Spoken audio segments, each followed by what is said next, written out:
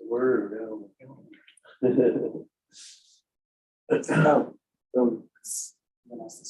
Yeah. A little earlier start than normal. All right.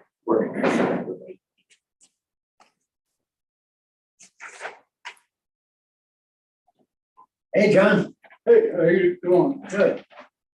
Carla, did you have the meeting ID and everything? Yeah. Okay.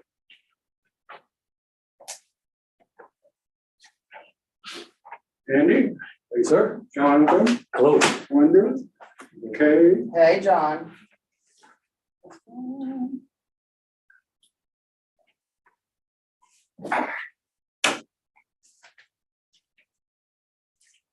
Oh, He's got something on his mind. Paul gave me a key to everything. oh, I just kept forgetting to bring it. Ah. Or if I brought it, he was here. oh, Hey, gotcha. Chief. Well, it feels. Yeah. Hey, Chief. I'm not paid. I went and worked out the rec center, I came out with parking ticket, not paid. Good County, I've been here 30 years, they're not making me pay for everybody to do it. I went to the rec I'm center. gonna need to I make got it paid those $50. I parked in the normal Boyd Hill parking lot. meetings, cause yeah, Zoom just I sat can't there hear all anything. day. I've got an update for you. I can give you about that. Huh? I made, after this, I give you an update. I don't really like you. Sorry. I can't. Sick of this shit in this town. Been here for 30 years, the family's been here, I just gave 20 grand to some charity. Yeah, I'll let you know. I've got some things that's been done.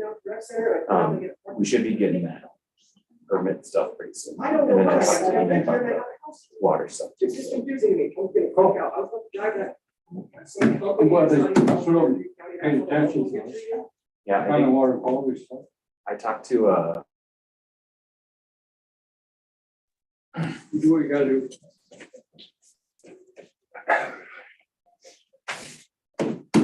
I need one more for a quorum. Right here. Sorry, I'm not trying to be rude either. Lick out if anybody rips me off again in this town. I pay my taxes all. Chief's out there with her. It's fine. You're good. You Yeah, yeah, Trying to. for I sure. got all these committees that you get. Oh, yeah. All right. All right, excellent. all the ones. Hey. Jeremy, Jeremy, how you doing? Art, how are you? I'm doing well. How about yourself there? Oh, my Are you God. giving it back? Yeah. talk about it. How you doing, buddy? I know, right? No, either you were here or. Jonathan, you said we're already live, right? We are, I'm just letting Margaret in right Could now. use some more sleep today, but that's one. Oh, that's a good question. Shuttle goes a long way. Yeah. In the morning? Yeah. Ooh, those days. Good bottle. Nice. Yeah, I know. Did you get in there, Carla? I know. I'm just gonna forward it to you. Okay. So we're gonna- I'm doing, all right. Yeah. Yeah, well. Yeah, sure. That way I'll- Yes, I know. It's sunny and pretty outside. Yes, that's. That's the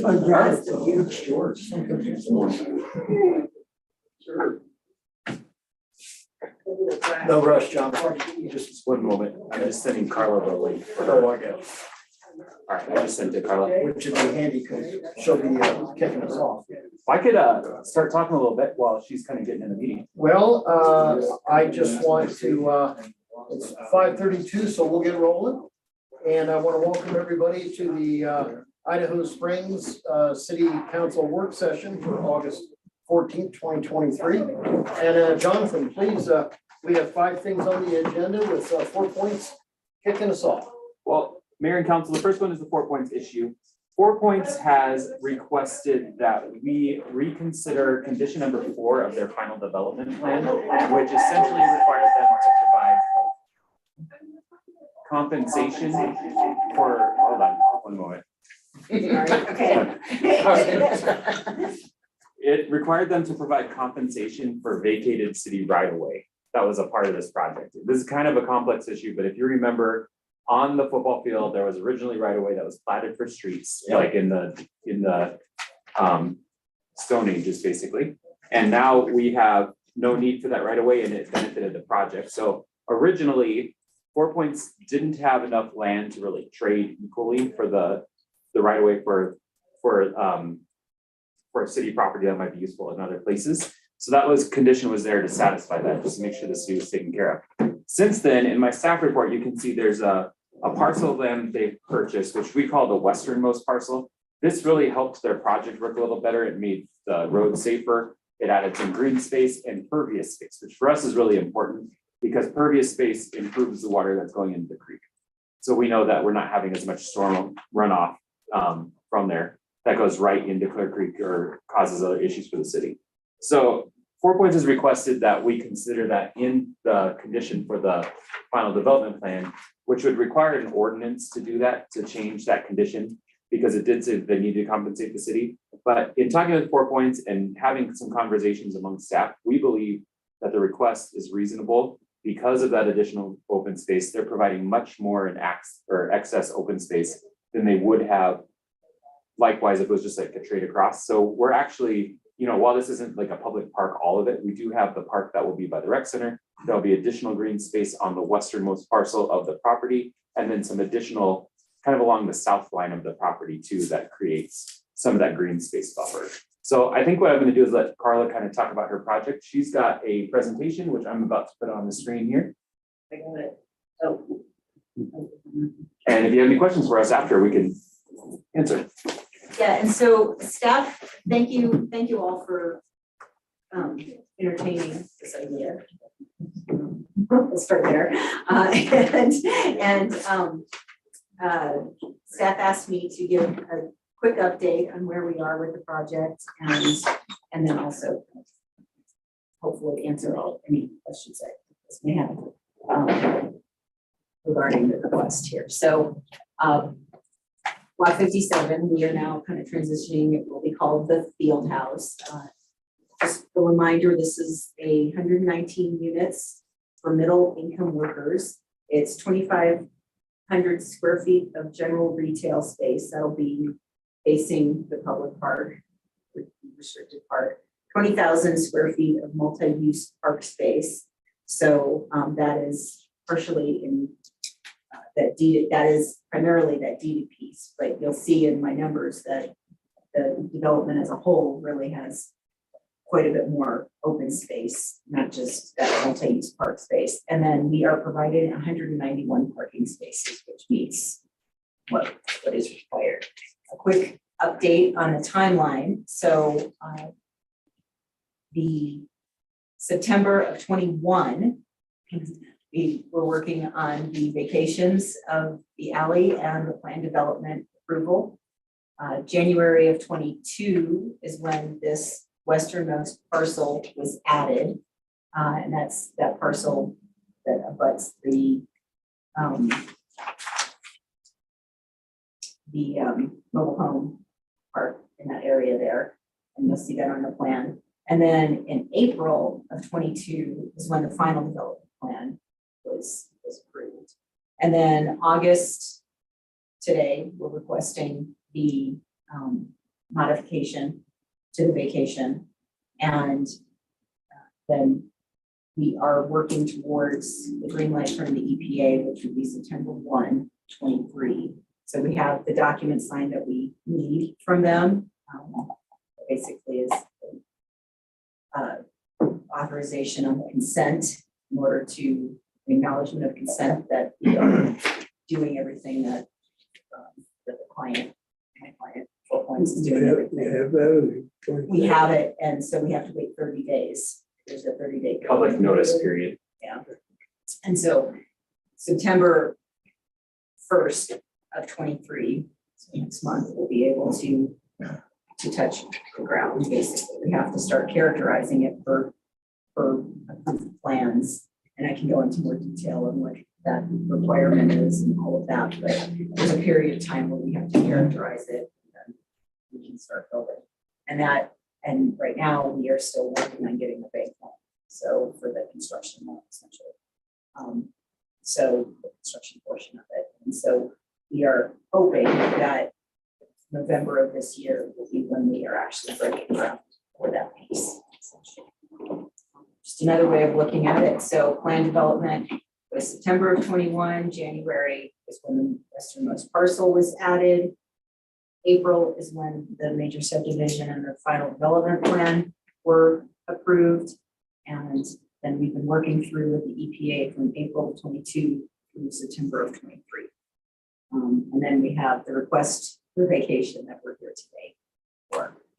So again, here's the property, the extent of the properties, the bus barn existing today, the old practice field, the primary field, and then this is that westernmost property. Where's the piece of land that we're talking about there?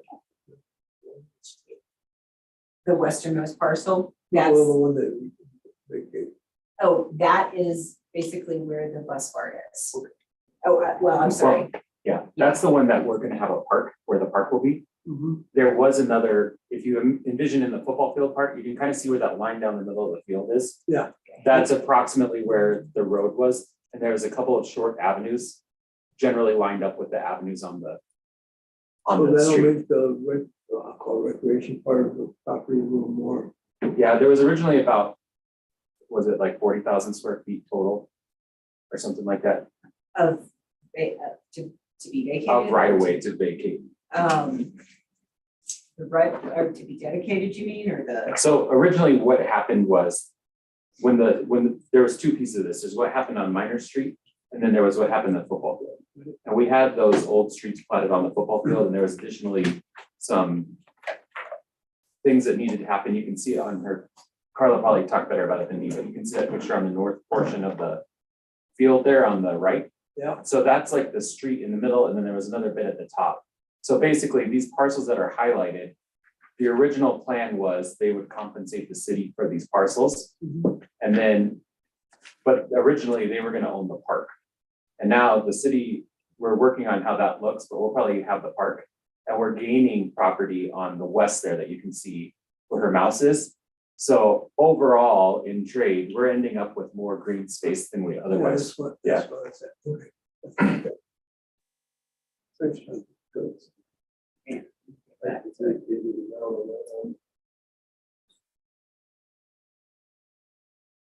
Okay, so here is the site plan as we plan to build it. So you can see there's the green space over here. That parcel allowed us to create two smaller green pervious areas.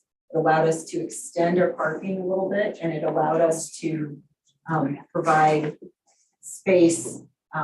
It allowed us to extend our drive aisle so that we could meet the 7% grade that's required there.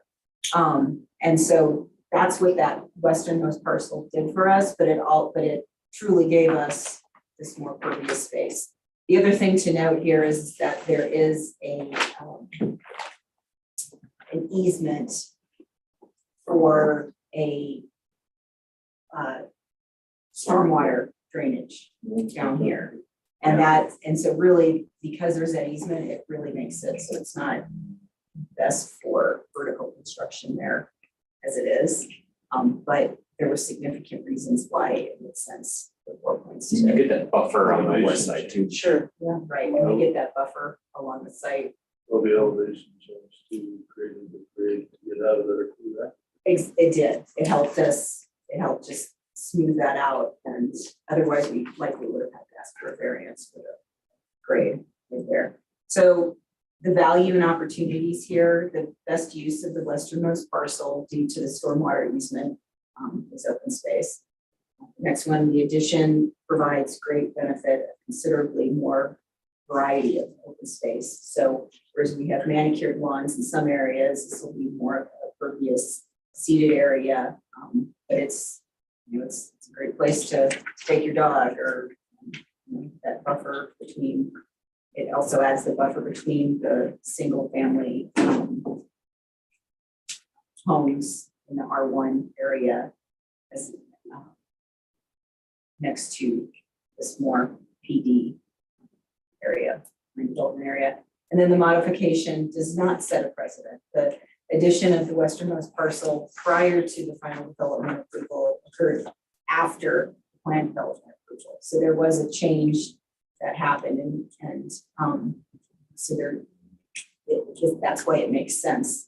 And then the land will provide significant benefit and value to the city of Idaho Springs through the additional open space. So I think staff supports us on that, and we really feel that it makes for a better development in neighborhood. The challenges for the consideration, the land is now worth considerably less due to EPA's new interpretation of the Superfund site. So if you choose not to amend this, you have to take that into consideration. 4 Points will need to take that in, will ask you to take that into consideration. Fair market value is now slightly different than it might have been 2 years ago. 4 Points has incurred significant cost due to the EPA's new interpretation of the Superfund site. So one of the reasons we feel it's necessary to come back to you guys is because we are trying to do everything we can to balance how much one has cost, and it's not yours to bear that burden for us, but that is one of the reasons why, instead of just sucking it up right now, we really feel like this is a fair ask, and it helps us, and it helps us deliver low cost rent to these units. And then the park parcel was approved as a restricted covenant. It's designed, so this is the park parcel on the eastern side. That was approved as a restricted covenant, and it's designed and constructed by 4 Points with the option to convey the property to the city. So we are working with you guys as much as anybody could ever, as far as open space, at least in that particular project. So there are a couple things that we're asking you to consider. And then this is sort of that axiometric illustrative view of what this looks like. So you see this is the park that is on the rec center here. We've got our building 3, building 2, building 1. We've got this green space, which you can see this dashed line is what this westernmost parcel has provided us. So we've got this nice green area here, and we've got the seated landscape area to the far west. So these are the areas that we're talking about. This is the community park across from the rec center. This is the central lawn, which is between buildings 1 and 2. So this is one of the other green spaces, really where there will be a grill and fire pit for the residents. The third area of green space is a detention basin, so necessary for drainage, but it will be landscaped in a way that primarily it will be a dry area, and so use it to throw a ball with your dog or something like that. And then the easement, I'm sorry, so the last piece is this westernmost green space, and this is where the easement basically just sort of shoots through from 8th Avenue there. That's that easement that makes it very difficult to build on top of on this parcel. And then this is really that western, what we're getting from the western piece. So we're getting the western green space, seated upper pervious stone there. As far as numbers go, at the PD stage, we are required to dedicate 8%, and we have shown that we are in excess of 4,490 square feet that are being dedicated to the city through Meyer Street and Idaho dedications. The public open space is required to be 10%, and basically staff and 4 Points said, okay, this is the park, this is the restrictive part that we're doing, and so the excess there was we were providing in excess of 3,897 square feet there. And then the pervious open space at land development, that's in addition to the 10% of public open space, is required an additional 15%. And at PD, we were providing in excess of 259 square feet. So at PD total, out of everything that the code requires us to provide, we were in excess of 8,646 square feet. If you compare that to after we've added the westernmost parcel, and now we are providing in excess land of 25,895 square feet. So basically what we're vacating, what was vacated by the city is 19,000 square feet. And at PD, at FDP, now we're saying that we're providing in excess of 25,895 square feet of land that meets city code essentially. Any questions there? All right, so the request here is that compensation is satisfied through the provision of excess pervious open space, as opposed to having to get fair market appraisals for different land and basically.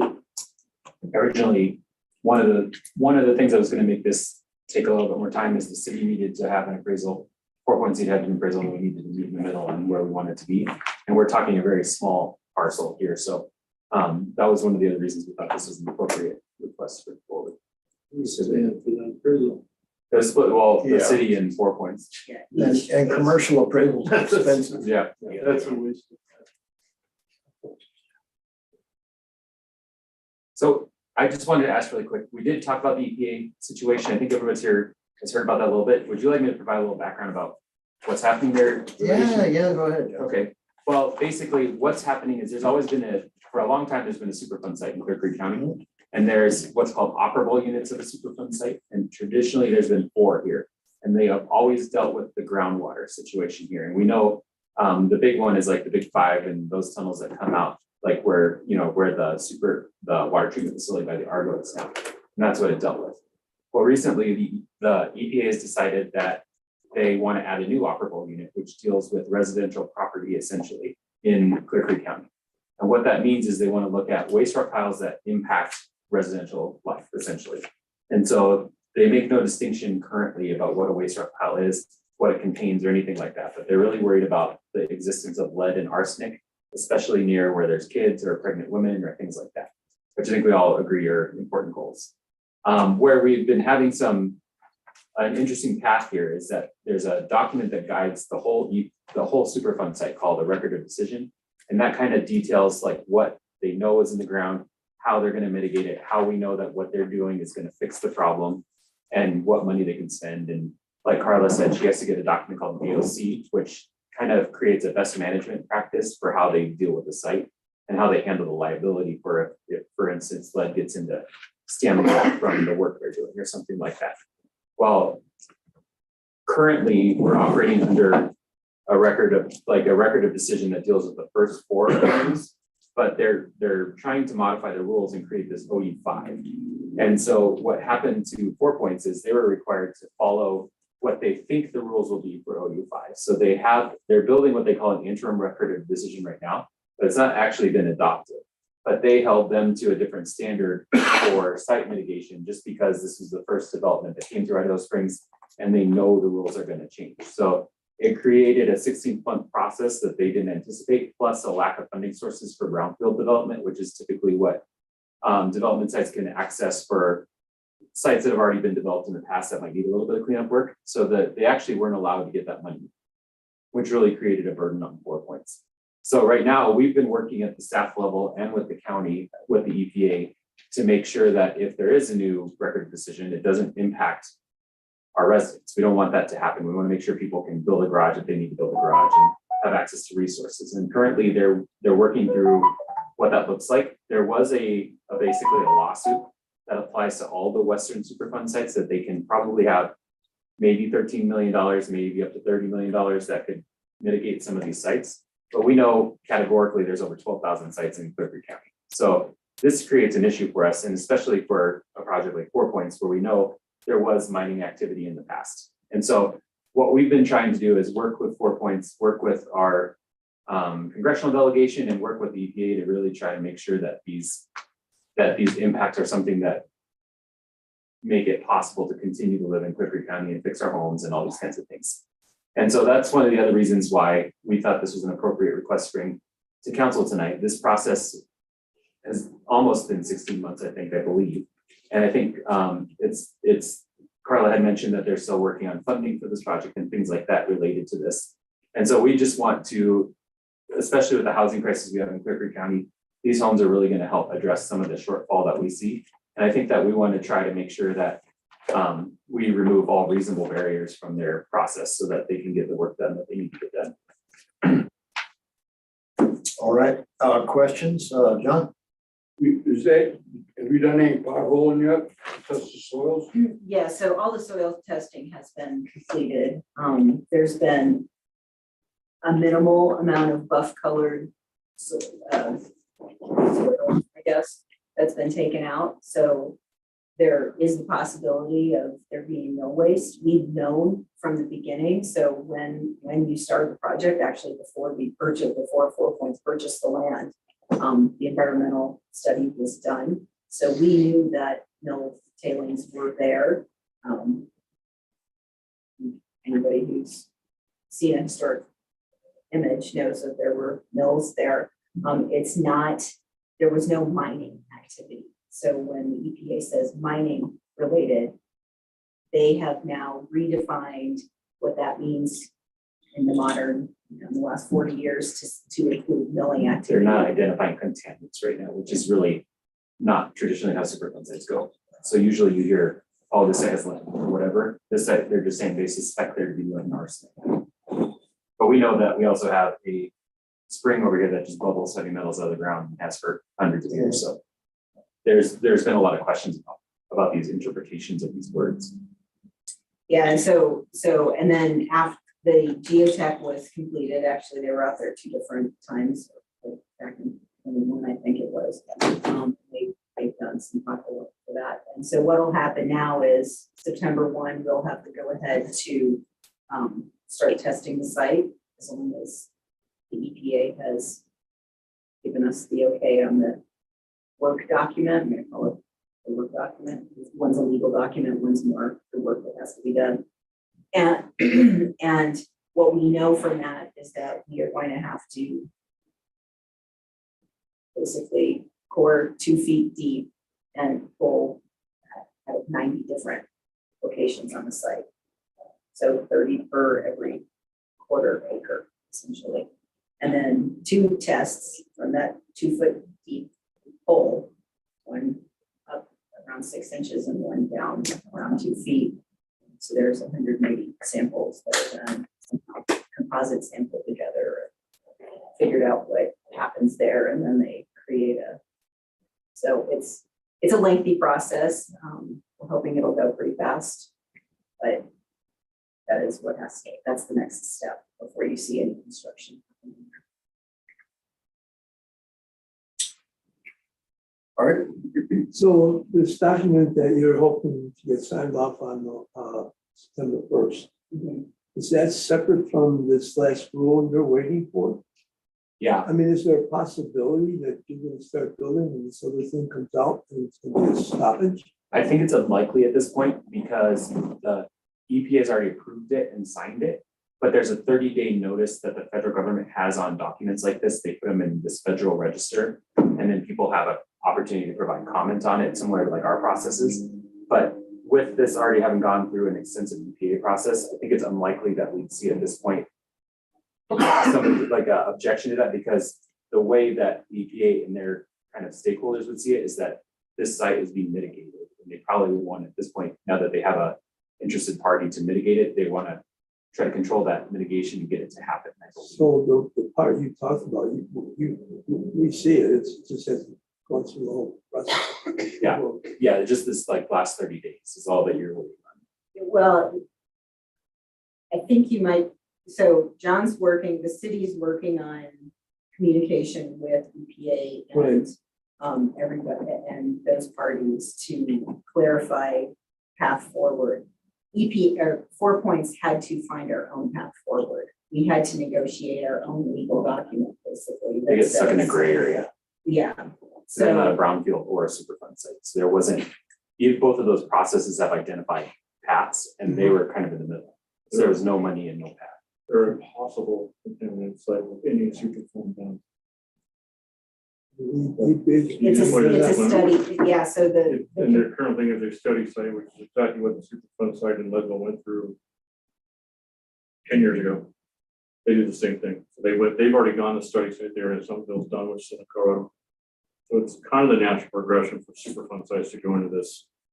Let's see how much contamination in the yard. Like in Leadville, it was, okay, let's replace the soil in every yard. That was the end result of that. And they're currently building homes in Leadville faster than I've ever seen in my professional career. Yeah, but Because EPA, it's gone through all these processes. EPA today isn't what it was a year ago as far as the Australian thing did. So I mean, No, that's no, bad. but the superfund, the SARA title, the SARA requirements are very clean. They haven't been modified, so the process hasn't changed at all. It's very defined. It is very much an A, B, C, D. You can't skip C by design. So, and they just, by being in early development, right at the same time that they initiate the public testing, and I test your yard, it causes issues. They did the same thing over in Leadville. They had 2 projects for about 5 years, just because they found they had lead smelting within those confines of the area. Yeah. Pueblo was And we don't have it. There's another example. So these holes that you're gonna do, right? 90. Okay, Right now, it's 90. those results will be specified through you or EPA? I don't know. They, independent, that's agreed upon between the project and EPA. So from digging these holes and getting it processed, what time span, how long does that take? Like a week or so. I mean, it's ongoing, so they pull whatever they can pull, say they pull 10 holes in a day, then they can send those 10 holes to the lab. And so they test them with them, and then the next day it's 10 next, so it kind of goes out. So we're estimating 3 weeks, 2.5, 3 weeks for the process. So, and this is the second time I've heard this in 2 weeks. You haven't secured? Right? The construction loan is not secured. So with a private, so there is 4 Points puts in a lot of equity, and then, but there's no subsidy, there's no request for subsidy. So, but as a private developer, they use the construction loan Right. to get you halfway there or whatever it is. So I mean, that's just a matter of processing. Well, part of that was because we couldn't go after a construction loan until we knew what the EPA was going to Right. do. Right. And now that the EPA has finally signed a document, and the Department of Justice has signed a document, it's pretty much a done deal. Like, there's public comment period, but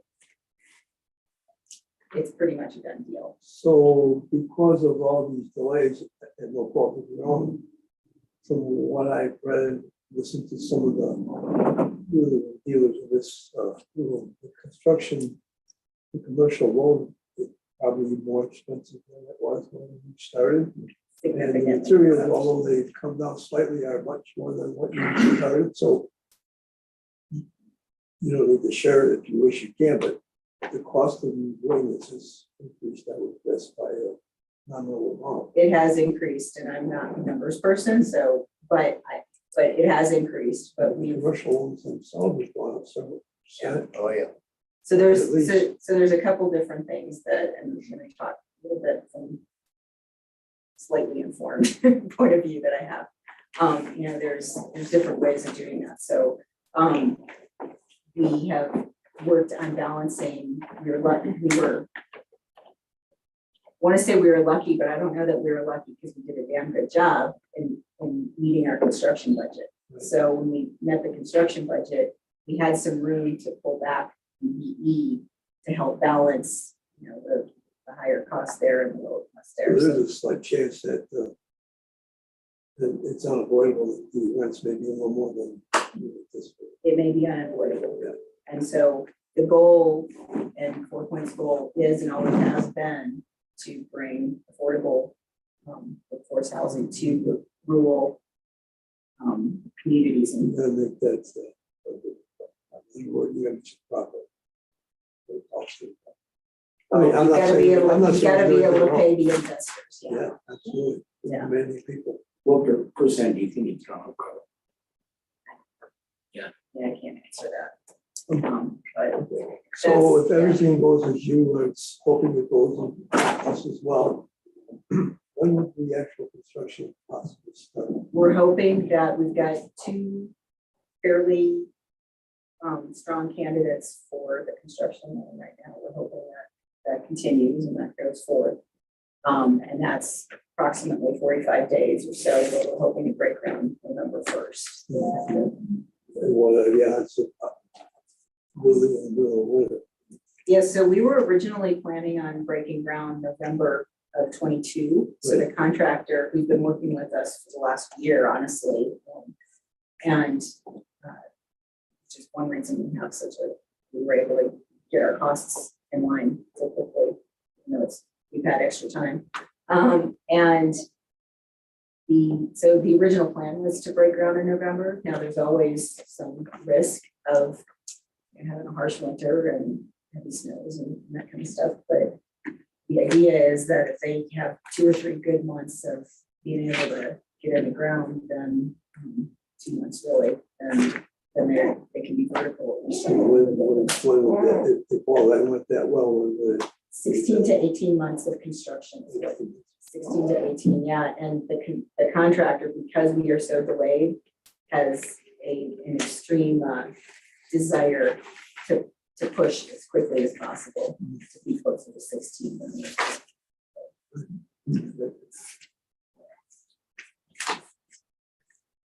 All right, any further questions? Does the school have a deadline on bus barn when they can? the contract with us, the leaseback contract says January. I think it basically is the end of January of 24. Yeah. And they have asked, it was many months ago, they asked if there was any possibility of that being extended, and there's always the possibility. It always just depends on, the contractor would like the full site as soon as you can, as opposed to having, having a wait. That's a great staging area, but there's always the possibility to negotiate if somebody asks. Jonathan, you had something else? Yeah, Mayor and Council, I just wanted to note that this requires an ordinance if you guys do decide to move forward with allowing this condition to be met. There are other FTP conditions that we're still working on in 4 points, and I just want to note that our engineer is near finalized review. Met with Carla a little bit today, but we have a final plan set that's going to come in just to take a look at and make sure there's no more comments. So we'll make sure we satisfy all FTP conditions before building permits are issued. But for this particular one, we would need an ordinance to modify that. And that ordinance is up for first reading this evening, if you guys would like to approve it or consider it. All right, thank you, Jonathan. Do we have any more questions for Carla? All right, Carla, thank you very much. Appreciate it. Thank you very much. Thanks, everybody. And next up on our work session, we have the police department application project. Hey, Chief. Hi there. Chief. So I submitted a staff report regarding the building. First, thank you again for authorizing the purchase of the building. We all know it's a great location. As the memo states, I don't need to go over all of it, but really it's an opportunity for the city to really leave your mark on what this building is going to be for the next 20 to 30 years. And so, I'm not an architect and I'm not a designer. I don't know anything about like construction, so that's not my forte. So I was drawing upon my experience from the prior agency before I came to Idaho Springs, and I worked with a gentleman named Ted Halsey, who's from Colorado. He lives in the metro area, and he was really a big part of a $28 million building project in my prior city. And what I felt like with that project, and the way that I felt like it turned out really well, it took 4 to 6 years to go through all of this, because it went through the tax approval, an extra penny kind of approval, But that was developed by the folks that actually designed these buildings. What I found was really critical was we had the council members input through the process. We had the community's input in that process. We had all the employees had input in that process to try to not miss something, but also try to be obviously responsible with taxpayer dollars, right? Because these things, I mean, we don't have a goal. So keeping all of that in mind, I felt like bringing in somebody that has experience. He's built, done government buildings, fire stations, police departments, and jails. That somebody that could actually get the input from everybody, so that when we get to the end of this project, we're going to look at a building that we're going to be proud of. There's some things that when you walk through the building, certainly, we can move in tomorrow, but one of the things in our profession that I think you're all aware of is just the challenge of keeping employees and hiring future employees. And some of the things that I felt were really impactful where I came from were having a locker room so you could take a shower. That's not something we currently have. But I think that, it doesn't have to be a grandiose locker room, but a locker room where somebody can take a shower. We're dealing with fire scenes and some of the things, the fluids that we deal with on occasion in our job. So that's one of those things. And then the other things that I've talked to people about, we've got just in side conversations, we currently have a little garage where we are now. To me, that's almost a luxury. If I had to choose between a locker room and a garage, I would prefer to have a locker room than a garage. But there's things at that building, we see the drive-through lanes. There's things that there's potential there, but then what are the costs? What will the cost be associated with that? So the part of this process is just to try to prioritize what the asks are from and what's needed, for the PD, and then maybe put together some things that maybe within the cost realm and reason, they might be something we could look at, or something we could look at down the road. Maybe, a number of years down the road, we could look at that. So that's the purpose behind this. And I'm open for any questions. So really it's a programming and planning. And then he would also give us some money, a low and a high. And then if you do these things, that's what that would be. If you decide to add these things, that's what that might look like. And then ultimately, they look for some construction documents into 2020. So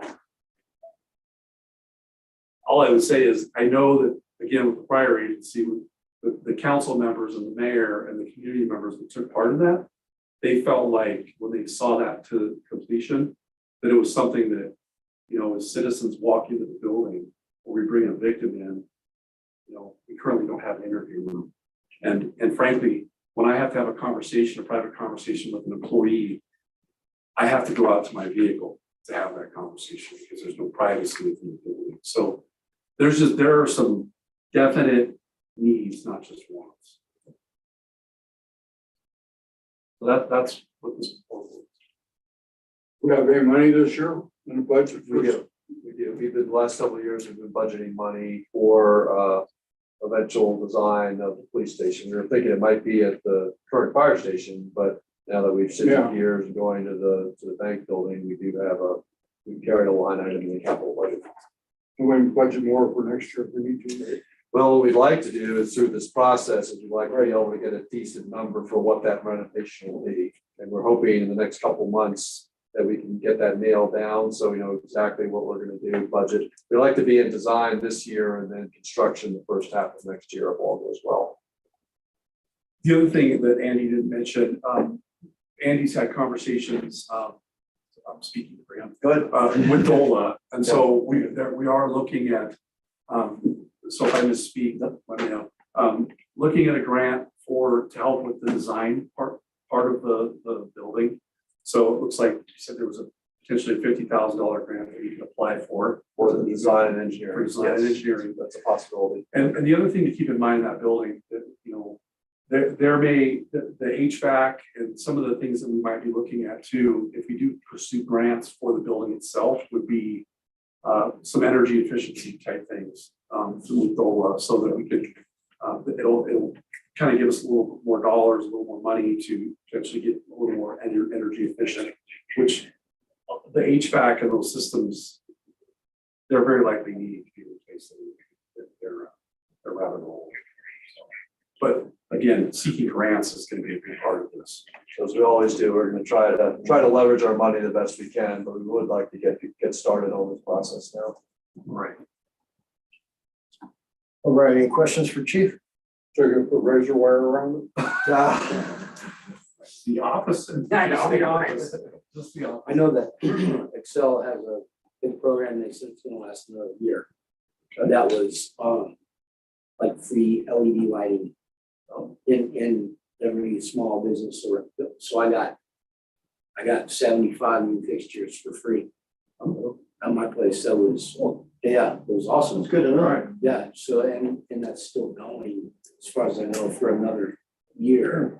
Okay. But I will assume that place would, and that's indoor and outdoor as well. Sure. So if there's a lighting issue, then Sure. I'll give you guys info. Sure. If you guys qualify. Wastewater plant is also able to do that. See, did you guys get it to that end? Yeah, No, it was fantastic. The guy, coming in with a 2-day deal. And it was, I got, like I said, I got 75 pictures, 100% free. They were Right. and all LED. And they got all the 10-year warranty. Was that was call them up and I could do it.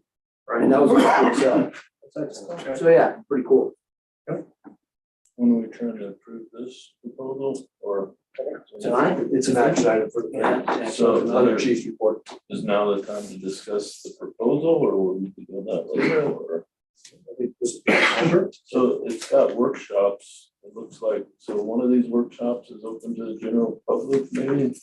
Is that how they do this, Yes, I know that there's multiple that They are. do design off a couple of the first workshops and then one of the workshops looks like it's going to be in person. Where do you They, have? they all are, from my understanding, Page 4 and 5. so from my understanding, all of these workshops are in person. So will it be a group where they present their ideas, the city will come in, put stickies on the design and that type of thing? Sure. I think part of the goal is potentially have a workshop during, like a work session, kind of workshop as well. And it could be, we could potentially, even, it's so close, we could potentially hold something like that, maybe. We would be able to be virtual, but I know that they like to be in the facility to actually get input. We could be virtual. I can make that happen. So yes. You like it, Jeff? Yeah. Okay, and there's a $10,000 or $715 planning fee, and then there's another fee I saw there. yeah, it comes out to almost 20 grand. 21 or something. Like that. Is the 21 total or the 21 and the 10? It's the total. 21, $410 total. Correct.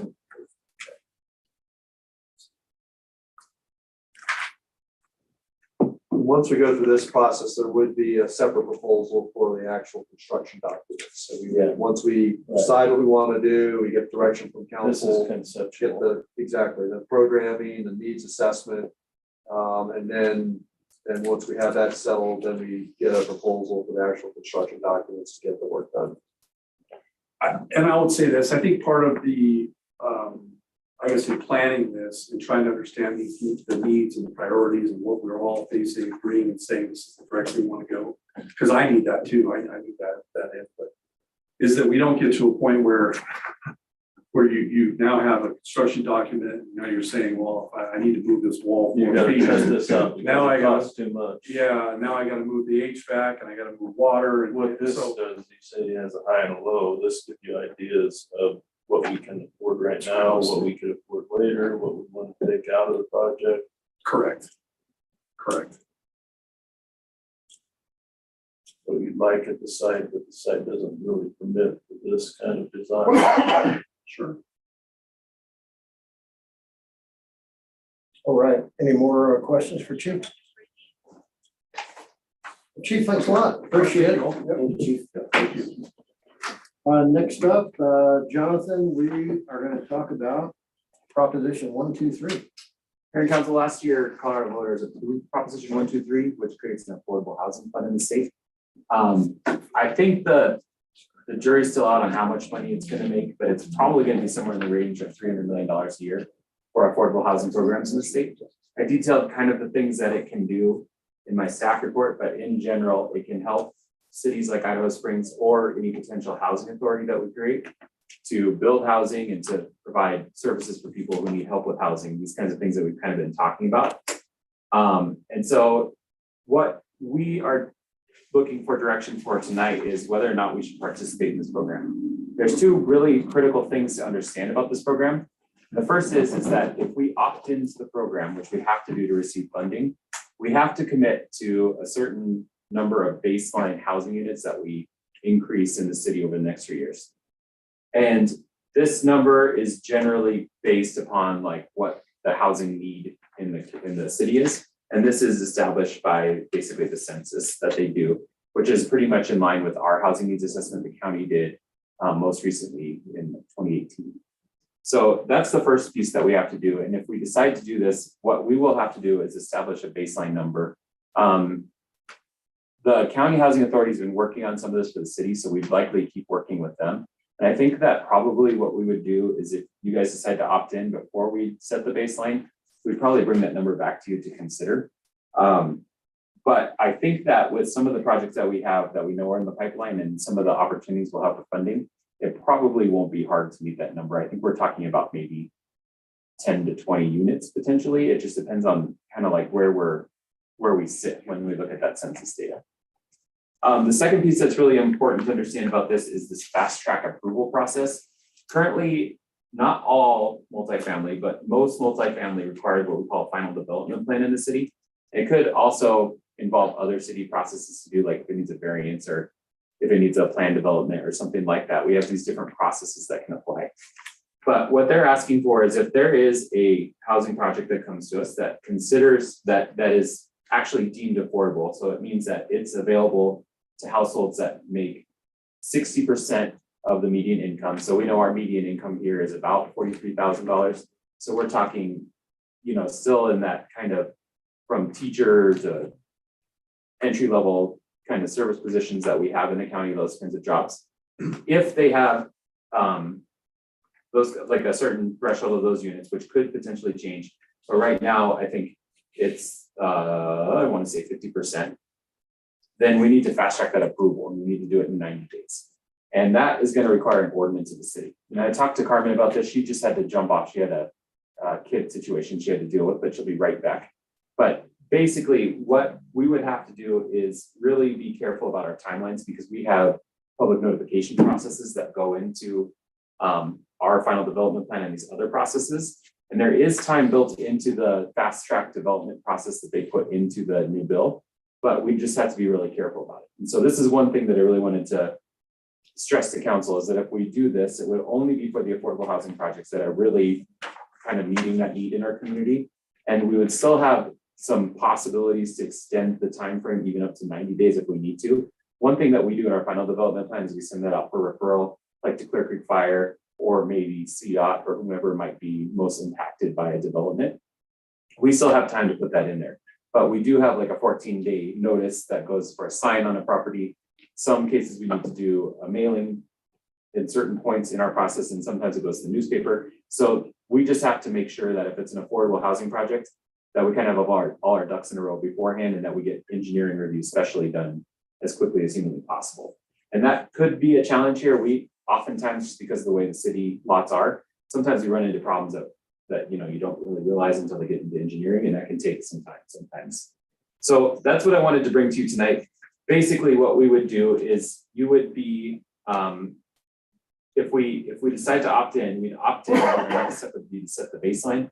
And we would be meeting with the county housing authority to see kind of where she's at on what those numbers would look like. And then we'd likely bring that back to you to say what that baseline number will be. Finally, last piece, I put this in my staff report, but as far as compliance goes, this bill was not designed to penalize cities that don't make the mark. basically what happens is if we set a baseline and we miss the number, we sit out a year. Same thing with the compliance issue. We want to try to avoid that if possible, but it's really not like, you know, we're not going to jail for long if we break the rules here, so. And also to benefit cities, and thank you for putting this in the report. Cities get grants, nonprofits get loans. So anyways, it is very beneficial to be a city. If we do the multi-jurisdictional housing authority, we've been talking about with IHOP as well, then they could potentially oversee this program for us and it would take it off our plate completely. Yeah. So it's just a matter, and they have a little bit different roles too. They don't have quite the compliance issues that we have. But I think ultimately, there's really no danger to opting in other than that we lose funding from grants for a year in 2027. So the money gets filtered through the city, which goes into the project to a developer or? Yeah, we can do any of those 6 options that are in my staff report. So it could be that we pass through funding to a developer, or maybe we use it to subsidize tap fees or something like that. Like we can use it like a grant, like we would on any project. Okay. We can also, Winter Park has a program that's part of the model for this, where they buy employee housing and they have like a right of first refusal to buy it back when they want to, and you can do things like that. You can do programs for homelessness. You can do, you can use the money to, like as a grant for potentially where we might maybe look at our comp plan, like we've been planning on doing, and looking at our development review processes and making the city work more efficiently and fast. So there's quite a bit of work we could do with it. It just opens up that pot of money. So So this development be, would they be selling these homes or would they be renting the homes or either or? either or. So if There's they're renting the criteria. homes, then they're tied to that Yeah. rent for the life of the. Well, and that's one of the things, Carmen and I, when we were talking about this ordinance, we have to meet the minimum requirements of the ordinance. But one of the things that's really important in affordable housing right now is to consider the return on investment by government money. And we need to think about, like, a lot of deed restriction over the last 15 to 30 years right now. So one of the things we could consider with an ordinance is whether or not we want to have a longer period of time that homes have to be income restricted. This is something also, like, we can look at. One of the other things that this is really cool is resort communities, which Idaho Springs is not a resort community, but we could probably use the same process potentially, can petition to get out of the Denver MSA, which has been what causes some of our income restricted apartments to skew upwards, because the Denver metropolitan statistical area median income is like $68,000. So when they try to put those rents in Idaho Springs, it doesn't quite work. But what we could do if we participate is say, hey, these don't work for us. Let us not be subject to them. And then we can use our ordinance to control for that ourselves. So it'd give us a little bit of local control there. My familiarity, some of the deed restricted ones are the ones they sell, and then next person, they can't buy one and then make $100,000. Yeah, I It's saw deed those restricted owner only. every so much. Yeah. Sometimes what they There's do like is a 2% or 3% raise every year that Right. you could sell it for. you cap. The problem is if this is within Idaho Springs, I don't know where our building sites are gonna be. How many of these do we have to build? I mean, we don't have the space to. We have 856 housing units right now today, and we have to commit to a 3% increase in that number. So we're not talking about a dramatic number of units. Not like. That's for the project. grant approval or something. Yeah, like that's like just to stay compliant. Yeah. And like, if we don't, like, what'll happen is they're just gonna say, you guys didn't make it, you can get funding. So I think with the projects we know about, we know, like, for instance, Habitat is likely gonna still come forward in the near future. We've got, and this is just, it's not even on the baseline number, it's not even just affordable housing. It goes into like attainable housing, which is a little bit higher level income too. So it may be even possible that we could use the 4-point development as like proof that we are meeting our housing needs assessment, because we would be based on the one that Clear Creek County did. So I think that ultimately we're not talking about a huge number of housing, but what we might do, where we might get some margin, is on some of these projects. We might be able to offer, like, we got $1 million grant to throw into a housing project, and we say we just have to restrict 5 units or something. Right. You know, all of a sudden we got 5 units renting for a little bit cheaper, and a mixed use development where maybe you got, you know, it's not. Part of That's that money could concentrated. help on that project. Yeah. And also, this is just complimentary. We don't have to step on anybody's toes. There can be one project per entity. So for example, let's say a county had a multi-jurisdictional housing authority that wanted to take advantage of Proposition 123 with a project. That wouldn't limit Idaho Springs. We could still move forward with one. or not. See, I'm saying we I don't, got you. so we're not competing, against each other. But they're not gonna be in the city though. It would be in the county. Yeah, They were- we've got some stuff coming to you guys about that, about some studying of the regional housing and how regional housing affects Idaho Springs. And so that's one of the reasons we're trying to do this thing with all the cities is because, for instance, Silver Plume, they don't have a lot of land they can develop for housing either. They may have some housing that could be rehabilitated for people like aging in place. But we're kind of thinking at this point, like if we work together, we're gonna have better outcomes because we can try to get how, like maybe the LDS church could have housing. I don't know for sure. But maybe a site like that and we can kind of pool our resources. Sure. And then, you still got a house that's relatively close to anywhere in the county. Yeah, or some just out of the city limits or Yeah. something like that. Well, like Empire, obviously would have a real challenge participating financially. Sure. But they've got basically a wealth of land compared to other Right. areas. So one last thing too is you have to consider how much time this is gonna take for someone to oversee this. I mean, Yes, that's actually been a big part of what we've been working on. That's why I wanted to bring up that ordinance is because the fast track approval process is going to require us to move quickly. And if we get really overloaded with development projects, that could be tricky. Now, that being said, we have been getting pretty heavily, I don't want to say impacted, but we've had a lot of interest in development this year and a lot of applications, more so than since I've been here. And we're down to Jared right now, which is, it's been something that we've been able to handle. I think that in the future, as we move forward, especially if we fill that position, we will find that it's not that onerous, I believe. we need that. Yeah, especially, if we can get this ordinance written in such a way that we make sure we get completed applications and we're not having to go back and forth with people a lot, it won't be too bad. All right, Just to clarify, when you say 10 to 20 units, you're not saying a unit and that unit is multi-units. No, sir. So a unit is a Yeah, unit. just like one, usually call them like doors for one residence because you don't know kind, but it would be like 20 living units. And you said that the county is also looking at this, Yeah, and but for their, but we're outside of it. Yeah. They have property. correct. And that's what the mayor was saying is we could work together, like say a property in Empire came up, we can pool our resources there into that project. I'm correct to say that counts, correct? Like if we participate in a regional project, it counts as our doors. absolutely. Okay. I thought, yeah, and so we might be able to achieve our project in Empire is basically the end of the story. Let's say we have 3 developers that want single units.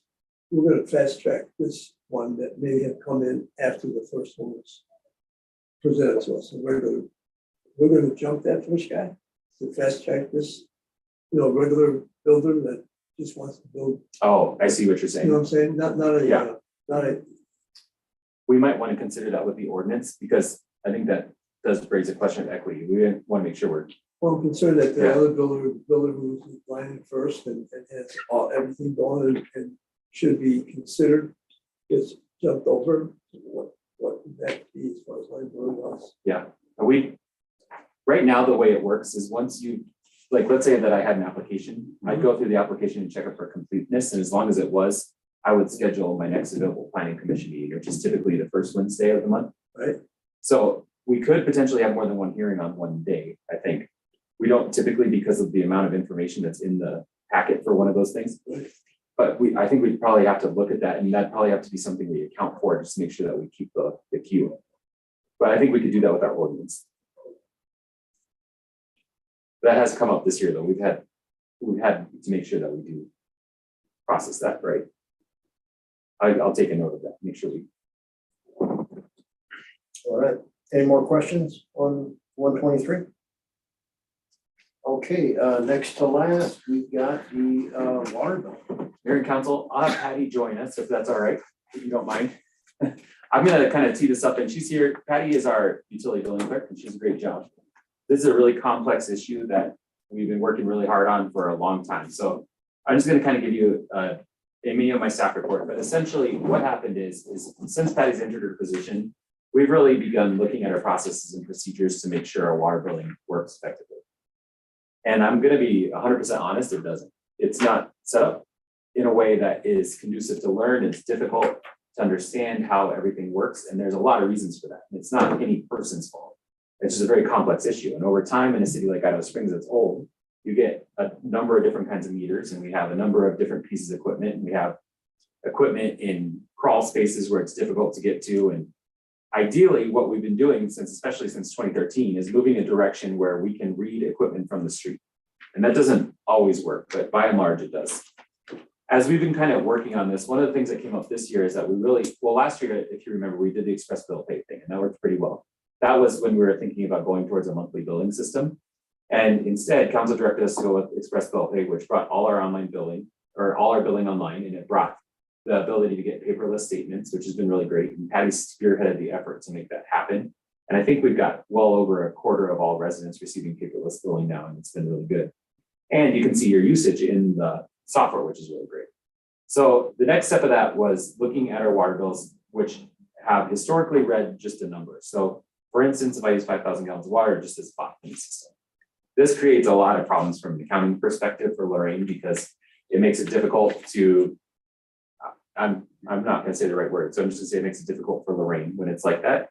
And she has been advocating that we go to showing actual usage on our bills instead of just whatever that number is. And there's a lot of reasons for that. We can do it in our code, and it ultimately makes for a more transparent system because you can see actually what you use. So we went ahead and did that right before the June billing. Unbeknownst to us, that made a lot of little duct tape fixes that had happened in Cassell, or our utility billing software, break. And they were things that I don't think anybody really even fully understood at the time. But when that happened, we sent out incorrect billing. And so Patty has basically been working nonstop, and Wonder too. Wonder's done a lot of this work as well, because this has been a journey here, and Wonder helped a lot, and Patty's helped a lot on both of these problems. But basically what we had to do is go through everything in our system and try to figure out why it broke and why we're seeing incorrect reads. And we're seeing a number of different kinds of incorrect reads, and I'll let Patty speak a little more to this, but we're seeing people who we probably previously billed way too little actually showing actual usage of 2.9 million gallons of water when we thought maybe it was like 5,000 gallons of water. We've seen the opposite, where people are underbilled. We've seen all across the spectrum of billing problems. And ultimately what it comes down to is that our meters all have a different number of dials on them. Neptune, which is our system which interfaces with the meter, reads that in a certain way, and Cassell reads it a certain way. So we have gone through at the staff level all of this data and have been working to correct it. And to be 100% honest and fair, Lorraine has been working on this very hard too, to try to make sure that when data is inputted from Neptune, it inputs into Cassell correctly. And there's so many reasons why this doesn't work exactly right. It comes down to multipliers and how they deal with how many dials there is and all this stuff, which, you know, Patty can speak to again. But where we're at right now is that we need to make a correction to what we've done, because there was an incorrect billing in June and it affected a lot of customers. So in my staff report, I detailed what I believe are the next steps and some alternatives that we need direction on. Patty is still working on the August read, and she's got some steps she needs to follow. We're going to probably do one or two things in August. If the data imports correctly into Cassell, which we're still working on, we will send out billing as we normally do. If not, she'll do what's called a manual correction. Luckily for us, our Neptune data system actually records actual data from the meter. So we're able to see exactly what people have used going back for months. So we can actually create a manual correction in the system that will put out the correct billing no matter what. But ultimately, we need to fix the system too. So what I did is I put a couple of next steps in here with some alternatives. The first question that I really think we need a little bit of direction on is determining how we handle this incorrect billing. And there's generally three ways. The first is we just forgive it all underbilling, except for stuff that maybe people hadn't paid in the past. So we correct our mistake. The second option is we just collect all fees for all services that the city has given. And this is one that's come up because it may be inequitable if somebody paid their bill already and they were given other people's bills. We want to try to be open and the same across everybody's account if possible.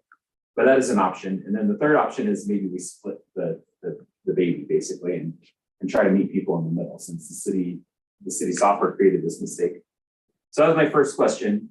My second question was, we have some accounts that are going to have big increases moving forward, like 2 million gallon increases. And that is not Is that a commercial business? Is it known as a commercial business? Yes, and there's multiple that are likely going to have this issue. So what, And so I just want, oh, but they did realize, they had to realize that they were not paying an adequate amount for their water. I believe that's Okay. fair. So, okay, I just wanted to make sure that that wasn't gonna be a surprise for them. Yeah, they probably would say it is, but I think that they could tell from what What they're would saying. that, what would it show for usage on the bill? For 2 million gallons, Yeah, like $40,000.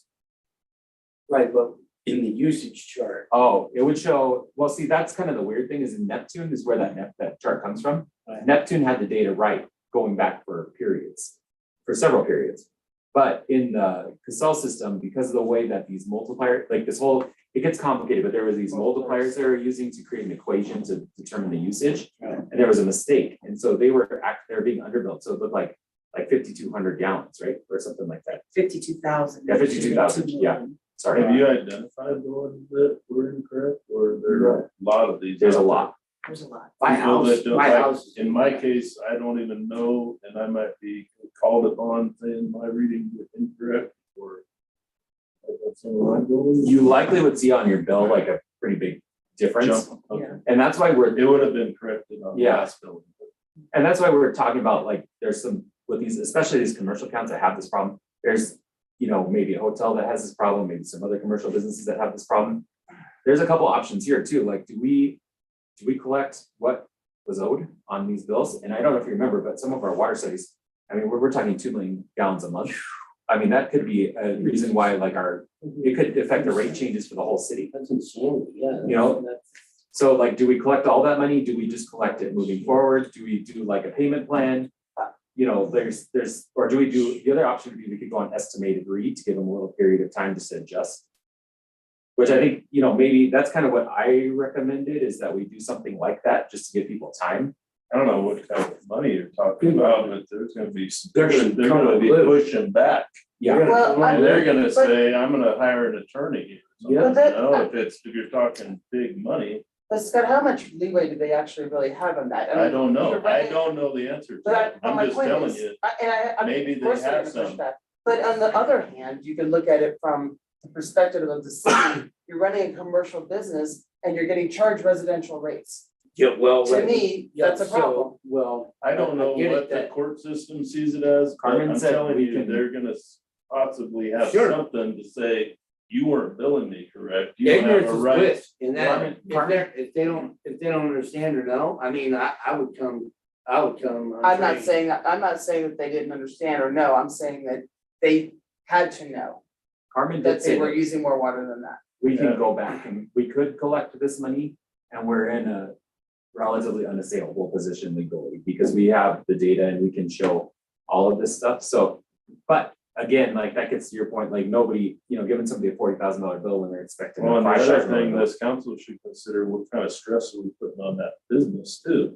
There you go. I Well, I mean, Well, I mean, but the there's a stress, lot of things that probably well, here's the other go deal. into the discussion. You could say it the other way, Scott. You could say the rest of Why the is it, residents, why is it? the fair rest of the to them? residents in the city have been Has the paying that stress. guy's bill. Sure. That's how I'm looking at it, like, Yeah, okay, I get where you're coming there's a from. lot of different Yeah. points up here. So, So- and I don't wanna be unfair, like, Oh, just give no. them a $40,000 So, bill, you're, no.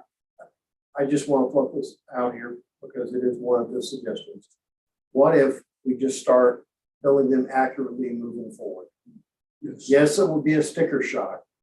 Because maybe they're used to only having a $200 a month bill and it ought to be 3,000. But at least it's accurate moving forward. I think that's pretty good. The other thing we had talked about is if we went estimated for a period, they could use that money potentially to retrofit their systems, maybe, or look for leaks or whatever. Probably your- Or try to your- use less water. Yeah, Somehow. John? So I ran into this in Georgetown. They had different meters, different numbers on each meter. So I got a grant to replace them all. I put in backflow meters on each one. So if there's a leak or major leak, it wanna cause backflow into the house. I set it all up, so the numbers, I had Excel come out and do all the programming. I had to pay for it. But I did get a grant and a loan to take care of all that. Because, yeah, there was the same thing, with Mass Casella. It was just like, confusion, right? all of a sudden, somebody's reading. The other thing is, we had a lot of vacant homes during the winter, they freeze.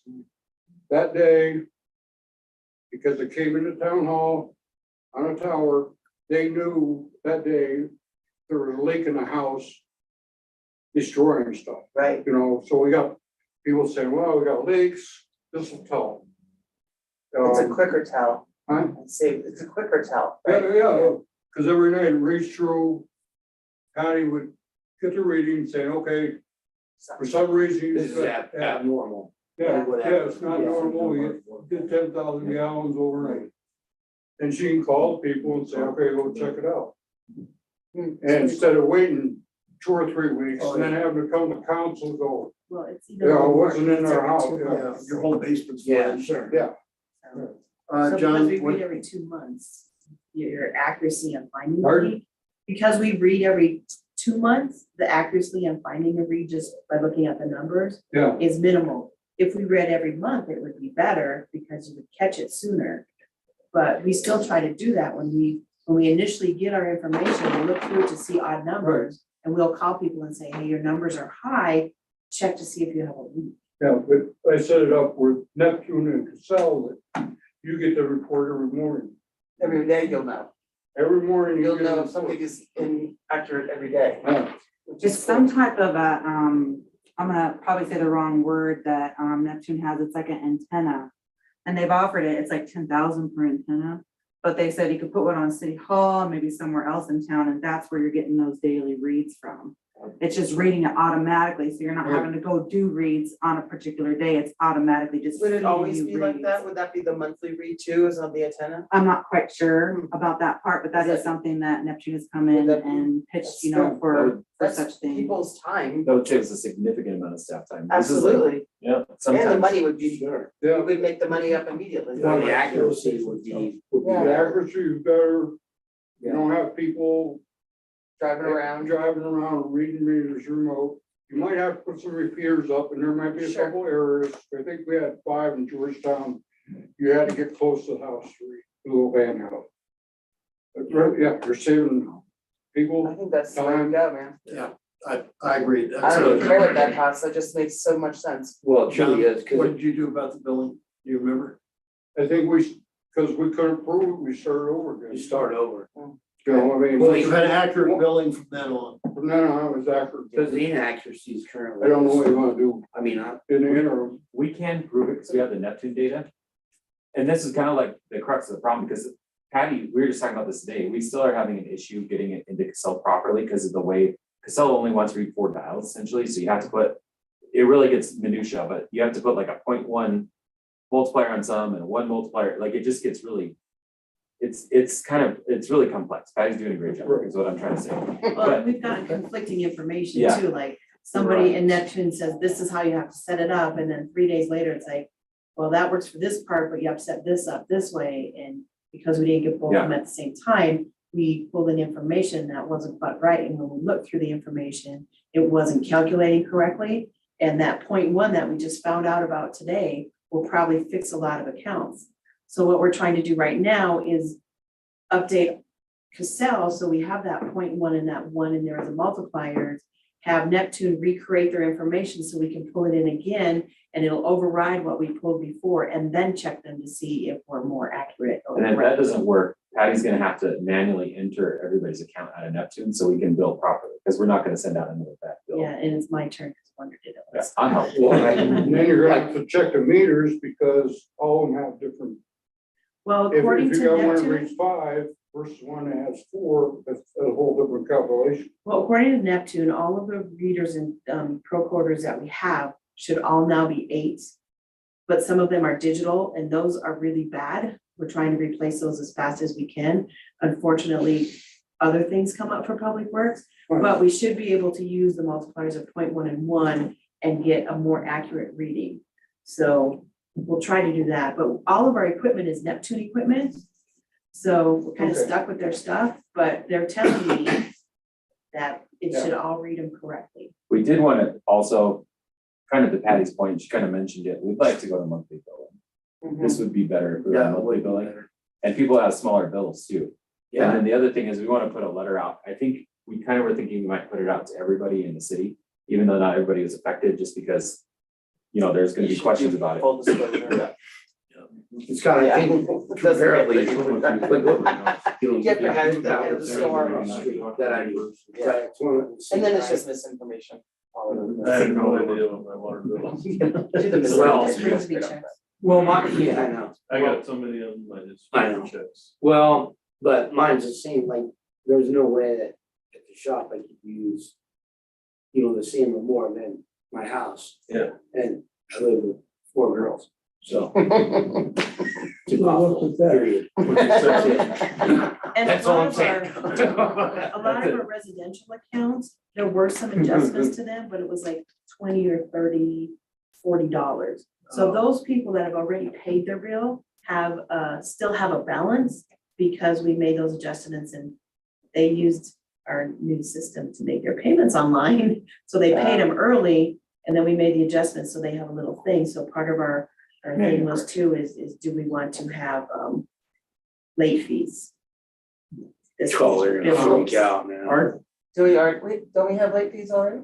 after the 5th. 10%, isn't it? We can manually correct this one though, right? We can take off the late fees related to this. We're actually kind of waiting for direction on the late fees. Yeah, that's what I'm So saying. we Is haven't it, charged It's late not a fees. late Well, it's not really, it's not a fee late fee because they didn't do it Yeah, intentionally. yeah. Yeah, I agree with that. Right. So I'm for the 1 month deal, but, how did all this affect all the rate increases we had put in the past 3 years, for the water because we weren't charging the commercial accounts correctly? I mean, we had some enormous, Should skew the numbers rate increases that. pretty drastically. Well, it wasn't So I just wanna the see what commercial they do. accounts Yeah, that we it's- weren't doing correctly, it Will was it- residential will it- accounts either. The commercial accounts just have to be a lot larger. Right, but how does that affect the residential rates? Will it lower, I mean, I guess the question is, will it lower people's rates going forward Right.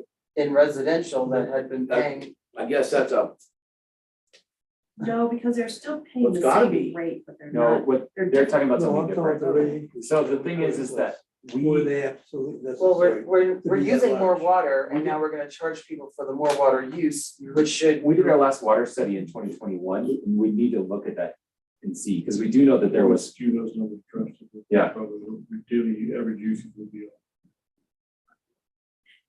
John? So when Chris Rondon was here, he told me that the EQR system for commercial was way off. He redid it, but at that time, Jack Morgan didn't want to look at it, didn't want to talk about it. So that's one factor that's gonna take a lot of work to go in each shop, in each commercial building and look at it. And of course, we have it by meter, we don't have it by square feet, right? Right. it's fine. So that's another thing, but it's on the average too, though. If you don't have a reader, well, right? Huh? If you don't have a reader, then it just is a simple average that is just grabbed out of the blue sky. No, I'm saying that the Elks has a 3-inch line, fire line going in, and that's what they pay their base on. Not their 3/4 inch or half On the inch usage. on usage, and that's what they're based off of. So you've got many places here that have a 3-inch line in, and they're paying for that rate. Well, that's not, That's not right. no, that ain't fair. That's what I But- mean. It's but gonna what I'm take a lot saying of is that work to if you- figure out if we wanna change to a true EQR where we Well, sure. base them on square feet or seats. Well, residential or commercial either way, John, right? Well, residential is just residential. Well, yeah, but if you don't have a reader, or it doesn't catch the read for your bi-monthly, Everybody has a meter, no, they don't. doesn't everybody? No. Doesn't, We're still missing a few. So what I'm simply saying is that so if you do or don't, Kate, you're just on an average that, that's one of the problems we ran into here thank though. you. Because that's true, and what we want to get away from that, because what's Right. happening is like, okay, say I have a meter that's not reading. So I'm on average, maybe I'm on average since 2017. Well, they put a meter on there, a reader on there, all of a sudden my bill catches up. and I know. It could go either way. I understand that, but it's still nonetheless, you're still paying for a quote unquote average. Right. Whether you're using 2,000 gallons a month or 10. Yeah, and we were thinking, we probably wanted, I know. we tried to recommend that we should get rid of that, like where you can only average for like a month or two. Right. Because that's like, that causes at the end, it could cause like a massive bill. So, 100%. yeah, I just wanted to make that clear that that is true, that happens. And yeah. almost every place has a meter, it's just that sometimes the transmitter on the outside of the house and then it's called a procoder that measures how many gallons go through. They don't always communicate because there could be, maybe there's a wire that's not here or this one is just old and needs to be replaced. So Public Works has been doing a great job in the last year and a half of replacing the ones that don't work. The problem you run into is because a lot of them are so old that even though we replace 10 of them, the next month there might be 5 new ones where the equipment just quit. So they're replacing meters and e-coders or just e-coders? Most of the time it's the e-coders, sometimes it's the receipt transmitter, and sometimes they do have to replace the meter because it's Yeah, broken or well, cracked. It all depends. They go in and look and try to determine which piece is working or which 2 pieces aren't working. Yep, meters only good for 5 years. And you either have to take it and get it calibrated or replace it. That's another problem. we Because have. it just slows down. Well, I certainly have mine, can't have mine done. We definitely have that going on. Council, how would you like to proceed with the inaccurate bill? Moving forward, Start over. Start over. I mean, And that's my thought. And then hopefully it's accurate. I'd say look into replacing them all and get a grant and loan. You have to. For somebody to do it. It's the only like fair, John's it's the idea only for fair sure. way to do it. I don't know, the commercial ones, I just feel like there's a little. We're not talking about a resident who would not have any idea how much they wouldn't know. If you had a sprinkler system that was leaking in your lawn under the ground, you wouldn't know. I would know by my bill. If it was correct, Well, I mean, I don't even know if I have a meter at this point in time, to be honest with you. there you go. But so, I don't that, know what the with meter that is. being in my- said, Jay, you wouldn't be happy with a $10,000 I would not, bill but all Jimmy, of a but sudden. here's the deal, I mean, I'm not saying that, I'm saying that if you run a motel, or if you run a car wash, you know absolutely that you are using more than 5,000 gallons Well, yeah, every month. well, of course. I mean, that, Come on, well, so yeah, that's what I'm saying, I'm not talking about a resident, and I'm not talking about you having a leak in your basement that's going out and through it, I'm just saying. That is a really hard pill for me as a resident to swallow, because I've been paying for those $2 million worth of water. yeah, I pay 10,000+ a month on my own house and then more at the shop. And I got 1 sink and 1 toilet. Yeah, I get it. And a bunch of. I get it. tubes. I know where So you're coming guess from. what? We don't use it. So I know the answer to under that. Kate's scenario, if we did that and it was, I don't know, X number of dollars. That, and it caused the residential rates to go up where they shouldn't. Are we gonna use that money to put in our coffers, or are we gonna rebate to the residents? It would be next Stay to, in the universe. yeah, it would be next to impossible to Rebate. rebate fairly, because So, I knew that was the answer, but I'm saying, somewhere along the line, I'm hearing what Kate says, but with the staff and all the 100%. other things, I think maybe we should just painfully let it go. I'm serious. No, Yeah. it's just a hard pill, And and I I'm gonna agree tell with you, you, it's gonna be a hard pill for I other agree. people to have to swallow. Yeah. Scott, I'm fine with this moving forward. okay, accurate billing moving forward. Accurate to- Jeremy? Yeah, 'cause I think the problem, to your point, we're making this generalization and only commercial accounts have this problem. I don't think that's true. I think we're gonna find that there are residents throughout town, out of the 800 residents, that probably 30% of them are probably underbilled too, some. Mhm. And I think that's how you articulate that. We're not sure how many residents were underbilled, or even what percentage of commercial was underbilled. We know there was underbilling on both sides. Right, And this is the way to make it fair, so nobody, resident or commercial, gets For you. unfairly. Well, and John just told us, it's I gonna think slow that's- down as they get older anyway. Jonathan, on the residential side, are we positive that it was all underbuilt? Is it not possible that some of those homes were overbuilt? I think they were. I think Patty ran a list for me the other day, and I want to say If your multipliers off, you don't overbuild. Yeah, there was some in there that were residential. John? And how's that Your being view on the taught building? only by the resident? Is On the the building? resident doing the building? You guys aren't. I mean, moving forward. The last one. do That's how we we, got these ones. Accurate billing from here on, or do we try to, call that some? Well, I don't think you're gonna have to go in from now on. Not from I would not today. I would not go backwards, I would just go forward. If we follow that, one last piece of direction, should we just put them on their app, like an average number like we do normally for the last month's billing in for those that haven't paid yet? I think that'd probably be the way to go. It seems like it fits our code the best. All right, and then, anything further before we move to the last item? Okay, Andy, thank you for putting together that schedule. Yep. Just real quick, because I know we're about out of time, this is the annual budget schedule. The worksheets are going out to the department heads this week for preparing their budget request for 2024. And they'll also be estimating what they believe their expenses will be by year end. And then just a couple other highlights, and then we'll end. We'll be meeting, the mayor and I will be meeting with the department heads to go over their budget requests, and then we'll be coming to council with for discussion later in September. On September 11th, we're scheduled to hear the 2022 audit presentation. That'll be from our auditor at Lorraine. We've got several work sessions that will be dedicated towards budget discussion. And we typically adopt the budget the first meeting in December, which is December 11th, adopt the mill levy and the budget, and then file a budget with the state. So just want to give you an idea of what to expect the latter half of this year. Okay, the budget preparation. Any questions for Andy? All right, well, thank you. It's a rather light, regular meeting.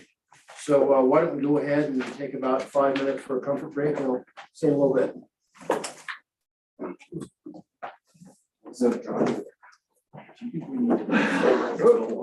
John, you tell me.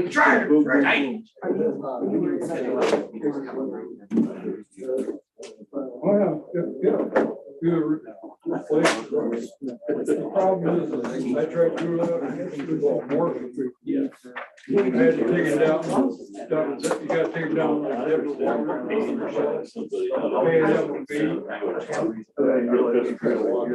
Oh, yeah. You're gonna say, well, how many of these are wrong?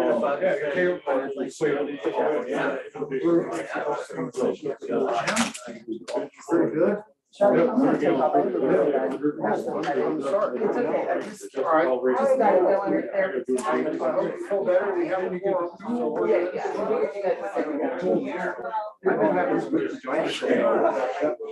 Squeaky joy. That happens. Yeah.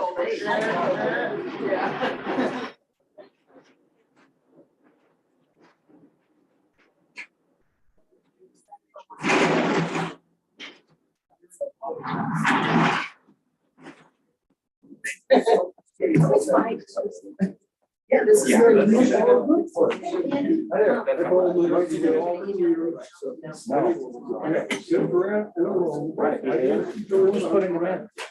got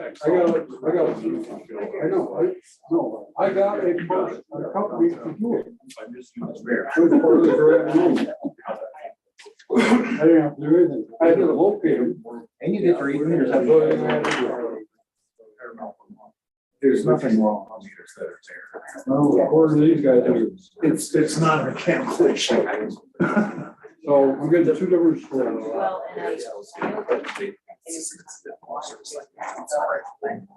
Yeah, it was hard.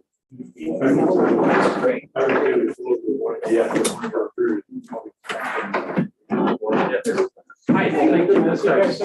Yeah. And I know you emailed me again, right? I think you said. Yeah, 2:30. That's probably fine. Okay. I'm talking to.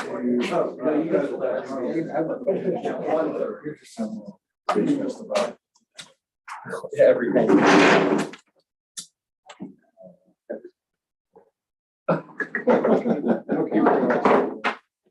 Everything's gonna be great. These two in the corner there, that way still got a place to get in and out there if you would.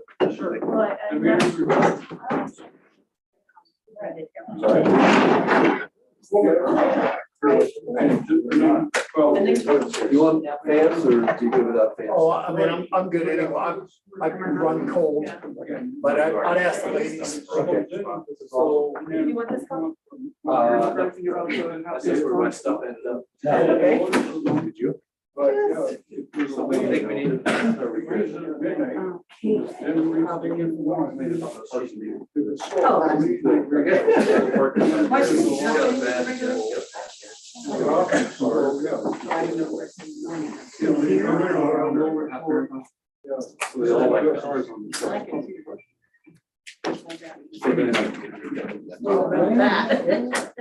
That's like amazing. All those.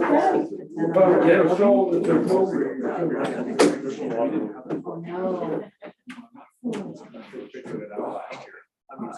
Yeah, we should have parked there. Right.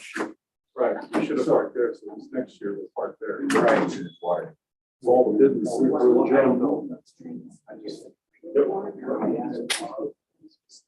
Brownie was a farm down, great farmer, I mean, it was not, it wasn't just because he's a great. Hey, Larry, how you doing? Yeah, I had to get a gig, so.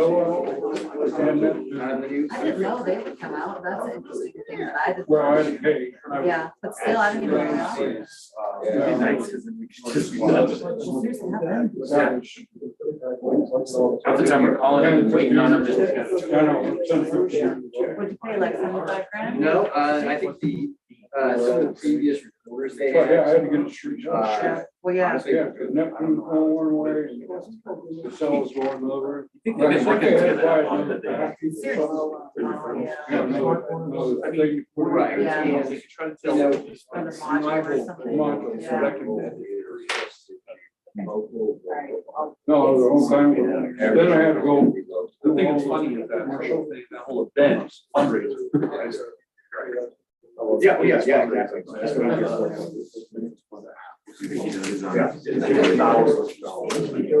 You know, we're recording that on the internet, right? He said, yeah, yes, you can. We're gonna start cutting him in on the check. Wonder when did those do in? For 28. This one. Yeah. 5 o'clock. Oh, yeah, absolutely. I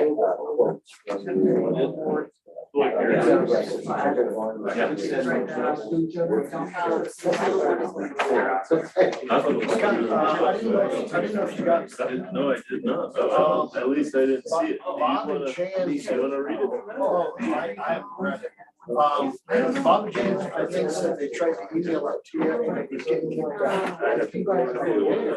But I said I make sure. I did not. I know that'll tell people. Well, hey, I don't know. I've been there like 19 years.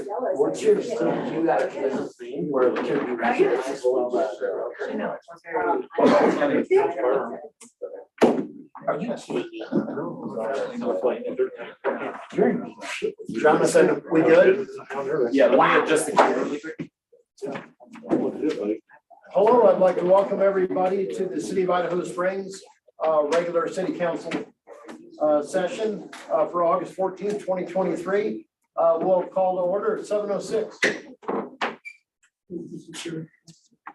We'll start out with roll call, please. Mayor Chuck Harmon. Here. Jeremy Jones. Here. John Curtis. Here. Scott Pennell. Here. Art Cacavelli. Here. Jim Clark. Happily here. Kate Collier. All please rise for pledge of allegiance. I pledge allegiance to the flag of the United States of America and to the republic for which it stands, one nation, under God, indivisible, with liberty and justice for all. Please be seated. We have an agenda before us. Do I have a motion? We will approve the agenda for August 14th, 2023 meeting. Thank you, John. Do I have a second? Second, Art. Thank you. Do we have any discussion? All those in favor, please signify by raising your right hand and saying aye. Aye. Any opposed? Does anyone tonight feel they have a conflict of interest? Hearing none, we'll move on to approval of the minutes. Do I have a motion? I move to approve the minutes from July 24th, 2023. Thank you, Art. Do I have a second?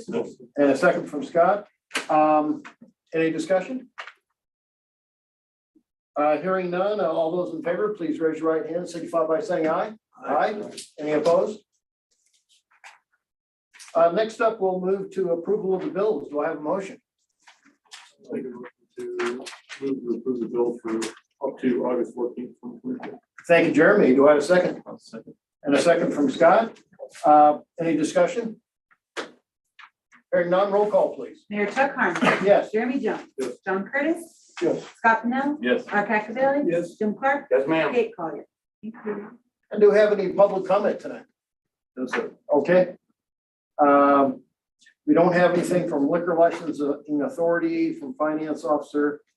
We will move on to resolutions, starting with resolution number 17. Do I have a motion? I'll move to approve resolution number 17, series 2023, a resolution approving the intergovernmental agreement with Clearfield County for coordination of the 2023 election. Thank you, Scott. Do I have a second? I second. Second from Art. And any discussion? Only if it's honest. Roll call, please. Mayor Chuck Harmon. Yes. Jeremy Jones. Yes. John Curtis. Yes. Scott Pennell. Yes. Art Cacavelli. Yes. Jim Clark. Yes. Kate Collier. Thank you. Next up is resolution number 18. Do I have a motion? I'll make a motion to approve resolution number 18, series 2023, a resolution designating additional temporary handicap parking spaces on 13th Avenue between Powell Boulevard and Virginia. Thank you, Jeremy. Do I have a second? Second. And a second from John. Any discussion? I have a question. Do we have a quota we have to meet on handicaps, or is it just determined by where their need is? Scott, I'm not sure about quota, but I think in this case, it was It's a need, it was right? yeah, it was a request.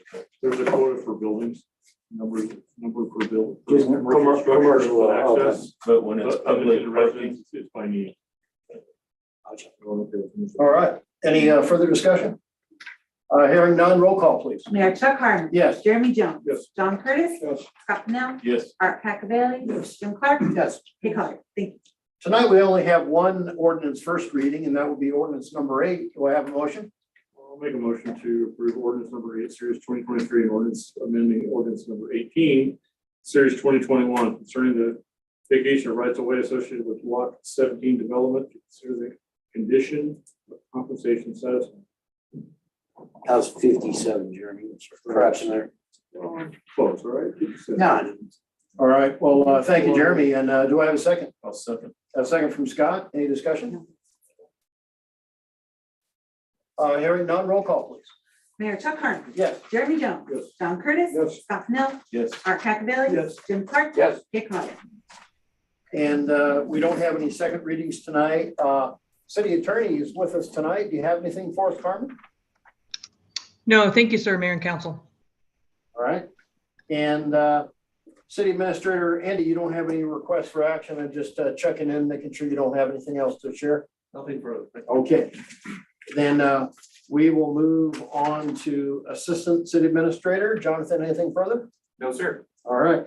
And then the Deputy City Clerk, no request for action. Wondering you don't have anything additional for us tonight? Not tonight, Mayor. But I do want to thank you for your report. I noticed that the sales tax is up 22.1.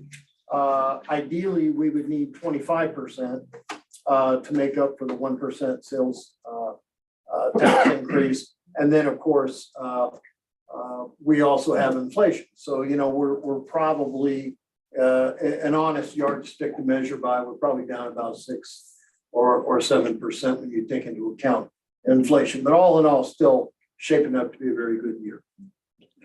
And then Police Department, Chief, you have one request for action. And do I have a motion? I'll move to approve the proposal from Halsey Architecture and Planning for architectural services for 1744 Minor Street in the amount of $21,410 from line item 21-00-7045. Thank you, Scott. Do I have a second? Second. And a second from Mark. Any discussion? Hearing none, roll call, please. Mayor Chuck Harmon. Yes. Jeremy Jones. Yes. John Curtis. Yes. Scott Pennell. Yes. Art Cacavelli. Yes. Jim Clark. Yes. Kate Collier. All right. Well, Chief, did you have anything else for us tonight? No, I didn't, Mayor. Okay, well, thank you. Public Works, we do have a staff report, nothing additional tonight. And then water facilities, we do have a staff report with one request for action. And do I have a motion? Make the motion to approve $95,120 from line item 52-72-7310 for the paving of part of the lot at the WRRF. These dollars are set aside for concrete pads, but because ACC is paving nearby, the opportunity to have the lot paved at a lower cost than usual has surfaced. Considering previous paving projects, the expected cost was $120,000. Thank you, Scott. Do I have a second? Second. Discussion? That was the second from Jimmy. This is for the paving of the whole area. Well, it's a good portion of the apron out in front of the building. It's a fantastic price. It is, and I do want to put Ed on the spot for a second. Because Ed, you shared with me something earlier today that actually 120 would have been the low end of estimates. Right, That would have been good money, yes. right, 200 was the high, There you go. and usually somewhere reasonable would have been like 150, 160. And are they having to do prep work before they do the paving, I would assume? Yes, they're doing all the prep work. Yeah, which is certainly, I mean, Additional grading it monies. out. That's all included. Jeez. And really, I want to compliment when you keep your eyes peeled for money savings like this is something we were going to have to do. Great score. Frankly, if we would have scored on the low end, it would have cost us another 25 grand. Right? And it could end up costing us double, versus the 95,000 and change. So anyways, good eye on that. Any further discussion? Roll call, please. Mayor Chuck Harmon. Yes. Jeremy Jones. Yes. John Curtis. Yes. Scott Pennell. Yes. Art Cacavelli. Jim Clark. Yes. Kate Collier. Okay, we don't have anything from treasurer. And one thing I would point out is that we do have a letter of thanks in your packet from Donna Klein. And this is regarding the $15,000 to help with the building renovation that council had approved last year. And also, Scott has a very interesting, but short history article. And before I get to that, Mayor, I know there's a picture of that graffiti on the library. yeah. Could you fill us in on anything on that, or it was I'll bet. taken off by a contractor, it looks like? Well, I think Willie might have actually done That was our guy in-house. We were able to use a man lift that we were using there on sites for some other work. So we had an opportunity to use that man lift and get up there and get that graffiti clean. Nice Yeah, and I don't safely. know where that's coming from. I'm sure it's probably a local or something, but. Maybe come take care of mine too. You wouldn't mind. Is that similar to what happened in your question? Oh, that's minimal. Yeah, but I mean the same kind of. No, ours is pretty elaborate. They've tagged that fence a number of times, haven't they? Yeah, it's cost me plenty of money. They tagged my fence down East End once. Yeah, That's a while. yeah, they've gotten mine 3 or 4 different times now, but it's They like- elaborate. and They like it's- those It's fences. 6 foot by 20 or 30. It's not little. Yeah, it's, yeah. So, but at least you guys got that covered up. That's cool. That was just something stupid there. And They didn't even have, Yeah. The cannon looks great. Thanks again for the help with that, Jimmy. Yeah, I noticed that picture, really cool cannon, and had a cool tow truck in there too. Yeah, thanks. Pretty rad. Yeah, no, I was happy to do that. That was quite the honor. Everybody, yeah, Ed, Paul, everybody that was involved in that. Paul Peavy, who painted that, did a fantastic job. Did you guys see it? Has everybody been down there? The thing looks amazing. Yeah. And yeah, I was almost scared to tow it back, way worse than towing it up to the, where it lived for the last couple of months. But yeah, this was a ton of fun. Everybody, so. Just because this is in keeping with Allied's generous nature, there's a World War II tracked weasel in the visitor center. And Oh, yeah. Jimmy came and with like, I don't know, maybe an inch and a quarter to spare, got the truck in the doors and jiggled the bed to get this World War II tracked weasel to coax it off and get it into the museum. But so between World War II vehicles and Civil War cannon, you got quite the, I forgot about that. yeah. Yeah, No, I was there, I remember yeah, that. I got some cool pictures of that one too. That was a lot of fun. Yeah, so a tank and cannon. And playing around at 11,000 feet with the stamp mill up above Yeah. the same areas There you go. as well. So anyways, lots of cool work stuff. there. Thank you, Jim. Thank you guys. Thank you. And Scott, we got Yeah. a short little history lesson. From Bob Bolin. So this one's titled Casper Cap Weinberger, 1917 to 2006. Quick look at another figure with ties to Idaho Springs as Casper Weinberger, Secretary of Defense under the Ronald Reagan presidency. Unlike Courtney Riley Cooper and Horace and Augusta Tabor or Milton Caniff, Casper is a more contemporary figure on the national scene. Grandparents, Mr. and Mrs. Nathan Weinberger, opened a cigar and liquor store in 1880 in what is currently the Azteca restaurant. The Weinberger extended family purchased other downtown properties and for approximately 40 years operated businesses in Idaho Springs, including a saloon and the Weinberger dry goods store. Enclosed is an advertisement of the Weinberger store from an 1894 Benzel Company City Directory in the Historical Society of the Idaho Springs Collection. Casper's parents resided with the grandparents for an unknown length of time, but are listed in Idaho Springs in the 1910 census. It is unclear if Casper ever actually resided here during his early years. Nevertheless, the family's association with Idaho Springs was close and enduring. And did you get any pictures sent to you? He said there I'm was. sorry, I don't know if I got them today. Yeah, I didn't get the email either. Chuck brought this, so he had some images of the Casper Weinberger dry goods store advertisement and the Azteca building circa in 1930, but. And Casper Weinberger was born in 1917. And so the fact he was on the his family was listed here in the 1910 census is why we're not sure, if he actually had resided here. Jimmy, you have something unfortunate to share with us. I do. I'm sure everybody who's been around forever, like all of us here in the community, Cecil Ranting passed away last night. Or yes, 2 nights ago, I'm sorry, yeah. So Cecil was born in 1941, Jonesy, am I right there? Yeah, me too.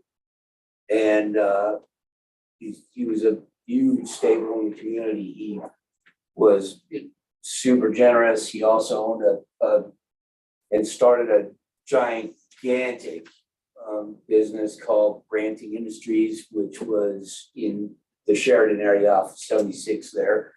And he was the one and only person who ever started and figured out how to rebuild torque converters in every vehicle known to history, how to cut them in half, weld them. So long story short, he passed his knowledge around to all over Europe and the world on his machines that he had designed and built and patented them and then sold them so that they could cut these things and crack them in half like an egg, rebuild them, and then put them back together and weld them all back up, etc. Anyways, he's lived just up Virginia Canyon. It was about what, the fifth house up on the left-hand side that he, yeah, but anyways, Cecil was a really, really giving, caring individual that he donated all the money to the Elks Club when we redid all the floors, the bar. He bought, between him, I, a couple of businesses around, he bought all the materials, everything for that big renovation inside of there. He was just a really, really good person, but it'll be sad to see him gone in the community. Never had kids or anything. His wife, Janine, she's still around, but she's obviously struggling as well. But anyway, just wanted to share that, we lost a really great comrade of this town and county that has been here since 41. He's never been anywhere else. He's been right here, so. Well, Jimmy, thank you. Thank you. Services did we do? I don't know if you did or not, Scott, that's a great question. I don't know. Yes. Well, Yeah, they put something on Facebook of the services. It is on Facebook. Oh, I don't okay. remember what it said, but they did. Yeah, yeah, I'm not sure either. Good to know. Thank you. It was on the community page. Yes, correct. So we will not be having another meeting until August 28th. So we'll see you in 2 weeks. Before I adjourn, does anybody have anything else? Thank you all. I want to thank everybody. We'll call the adjourn at 7:24.